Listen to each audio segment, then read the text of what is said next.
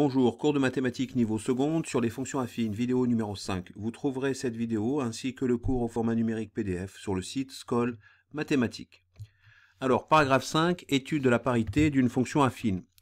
Alors, on a la propriété suivante que l'on va ici donc exprimer, qui est de dire que f est une fonction affine impaire si et seulement si f est une fonction linéaire.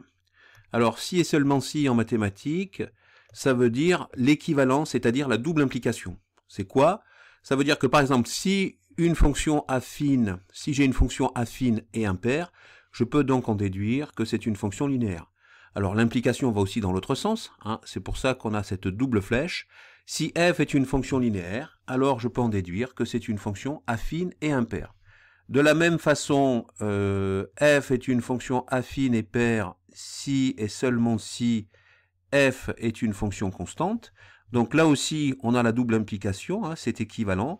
C'est-à-dire que si f est une fonction affine et paire, alors je peux en déduire que c'est une fonction constante. Si f est une fonction constante, je peux donc en déduire que c'est une fonction affine et paire.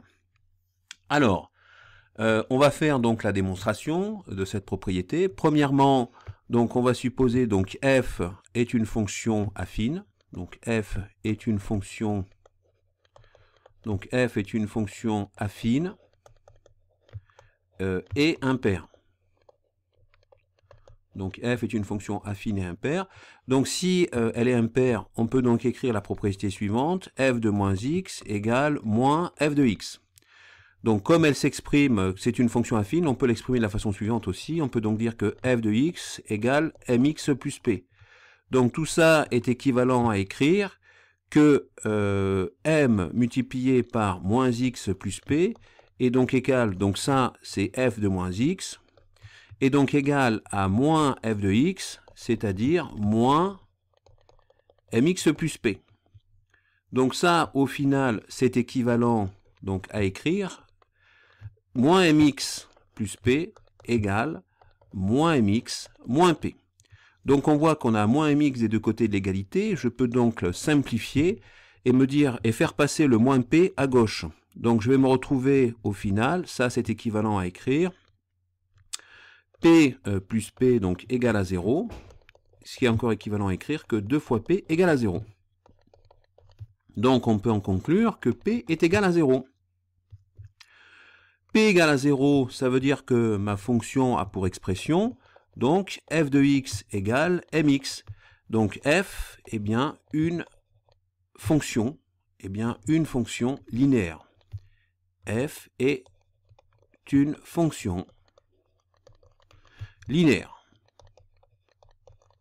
Donc on a démontré l'équivalence entre le fait dans un premier temps que f est une fonction affine et impaire, et on a démontré que c'était équivalent au fait, que c'était bien équivalent au fait de dire que f est une fonction linéaire.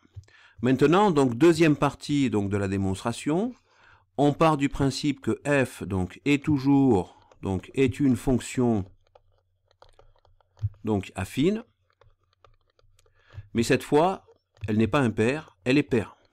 Donc c'est une fonction affine et paire. Donc ça se traduit par les expressions suivantes. D'abord, f de x égale mx plus p, et on sait la propriété de la parité d'une fonction, c'est de dire que f de moins x égale f de x. Donc ça, c'est équivalent à l'expression suivante, m multiplié par moins x plus p, donc ça correspond à f de moins x, et c'est égal à f de x, c'est-à-dire mx plus p. Donc je me retrouve devant l'équivalence suivante, donc ça c'est équivalent à l'expression suivante, moins mx plus p est donc égal à mx plus p.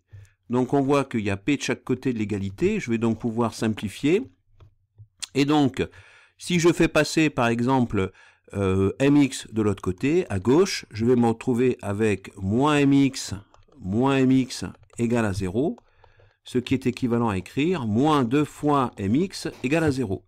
Or, on sait qu'on peut être dans la situation où x soit différent de 0. Donc, si on est dans la situation où x est différent de 0, la seule solution que l'on a à cette équation, c'est de dire que m est égal à 0. Et donc, on se retrouve avec l'expression suivante, f de x égale, donc non pas mx, mais f de x égale p. F de x égale p, c'est-à-dire que l'on se retrouve face à une fonction constante. Donc f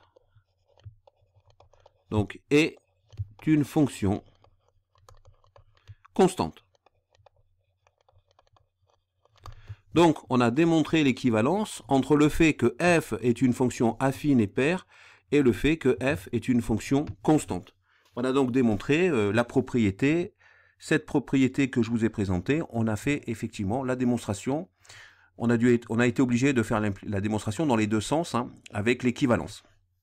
Alors, en fait, comment ça se traduit graphiquement?